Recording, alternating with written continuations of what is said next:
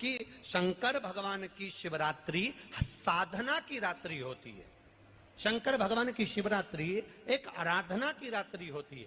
हमने पहले भी कथाओं में कहा, हर महीने शिवरात्रि आती है, प्रत्येक महीने शिवरात्रि पड़ती है, और प्रत्येक महीने की शिवरात्रि पर अगर आपसे बन सके, आप दुनिया में अगर आपके पास में लोग कहें कि ये बहुत गरीब व्यक्ति है, बहुत साधारण व्यक्ति है, इसके पास धन नहीं है, वैभव नहीं है, सत्ता नहीं है, इसके पास खुद का मकान नहीं है, इसके पास खुद की प्रॉपर्टी नहीं है, इसके पास खुद की दुकान नहीं है, दूसरे के यहाँ काम करता है, इसके पास कुछ भी नहीं है, हम उनसे कहेंगे 12 महीने शिवरात्रि आती है, 5 जगह पर चढ़ाई हुई बेलपत्र, आप एक वर्ष 12 शिवरात्रि का एक नियम ले लो, 5 जगह पर बेलपत्र समर्पित करना सीख जाओ। एक बेलपत्र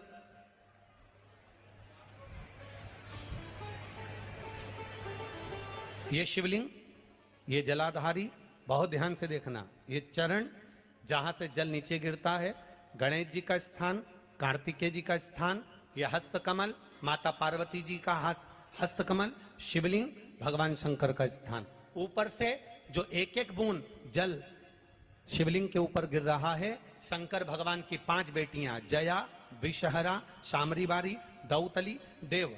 बीच में जो एक मोटी सी लाइन है वो शंकर भगवान की छोटी लड़की, क्या नाम है? अशोक सुंदरी। ये पूरे शिवलिंग का वर्णन।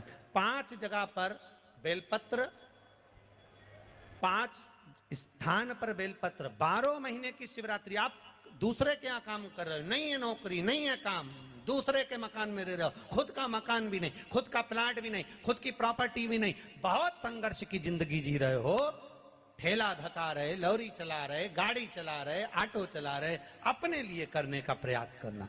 घर में जितने सदस्य हैं, 12 महीने शिवरात्रि आती है, एक बेलपत्र अशोक सुंदरी वाली जगह पर, डंडी का मुंह नीचे की ओर, दूसरी बेलपत्र माता पार्वती जी के हस्त कमल पर।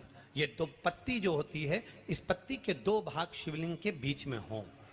तीसरी बेलपत्र भगवान शंकर के शिवलिंग पर, डंडी का भाग आपके विपरीत दिशा में हो, विपरीत दिशा।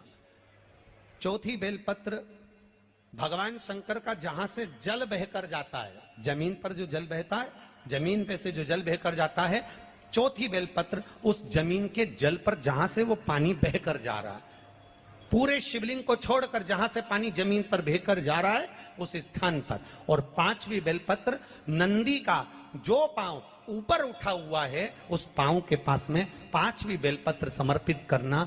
एक शिवरात्रि से लेकर 12 शिवरात्रि जो 1 वर्ष तक कर लेता है, 1 वर्ष अपनी कड़ी मेहनत के साथ में मेहनत पूरी करना। और ये 5 बेलपत्र हर महीने जो शिवरात्रि आती है उस पे समर्पित करना प्रारंभ कर दीजिए और मेहनत करना प्रारंभ कर दीजिए। आपको आपके कर्म का फल मिलेगा। साल भर के अंदर आप अच्छे बनकर बैठ सकते हैं। जो शिवरात्रि, मासिक शिवरात्रि जो आती है, आप 12 महीने का नियम बनाओ कि मैं 12 महीने की शिवरात्रि का व्रत करूं ना करूं। मैं शंकर के मंदिर में 12 महीने जो शिवरात्रि आती है उस शिवरात्रि का नियम लेती हूं कि शिवरात्रि के दिन में दिया लगाने 3 जगह पर जाऊंगी। पहला, बोलते जाओ जम के, बेलपत्री के नीचे। दूसरा, शंकर भगवान के मंदिर में या शिव मंदिर की चौखट पर। तीसरा, आंवले के वृक्ष के नीचे। ये 3 जगह पर आप प्रणाम कर कर, झोली पसार कर बाबा देवाधिदेव महादेव, माता लक्ष्मी और पार्वती के नाम से दिया लगाना प्रारंभ कर दीजिए। 3 महीने की शिवरात्रि पूरी हो, ये निश्चित है अगला पत्र आपका इस जगह पर मिलेगा कि बाबा ने मेरा। भगवान को अर्घ देते हैं, जल चढ़ाते हैं, तो वो जल पृथ्वी पर जब गिरता है तो उसके छींटे हमारे शरीर पर लगते हैं। क्या वो ठीक है? क्या वो श्रेष्ठ है?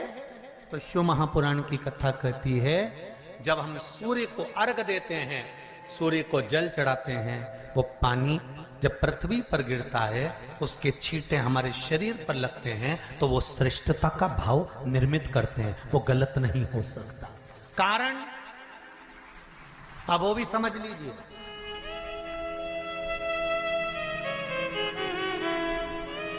अब सूर्य नारायण भगवान को आप जल चढ़ा रहे हो तो छींटे नहीं लगे उसके लिए क्या स्टूल पे चढ़ के चढ़ाओगे कि कुर्सी पे चढ़ के चढ़ाओगे? अरे बोलो तो सही।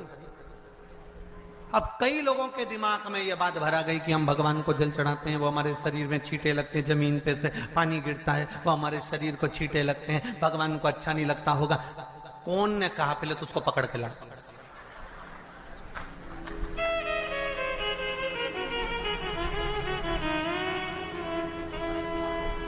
क्योंकि मेरे राम जी महाराज, मेरे भगवान कृष्ण, बड़े बड़े संत, साधु, सन्यासी, तपस्वी, साधक, उपासक जितने भी हुए, जिन्होंने सूर्य की आराधना करी, इन्होंने टेबल पे चढ़कर या कुर्सी पे चढ़कर जल नहीं चढ़ाया। इन्होंने पृथ्वी पर खड़े होकर ही, क्योंकि पृथ्वी तत्व के देव हैं शिव। जब हम मृत्यु लोक पर खड़े होकर, पृथ्वी पर खड़े होकर भगवान शंकर का भाग पृथ्वी तत्व को धारण कर कर जल को हाथ में लेकर जब समर्पित करते हैं, और जो जल नीचे गिरता है वो शरीर पर अगर लगता है तो हमको उसका आशीर्वाद ही प्राप्त होता है, दोष नहीं लगता। पर लोगों ने इसको विपरीत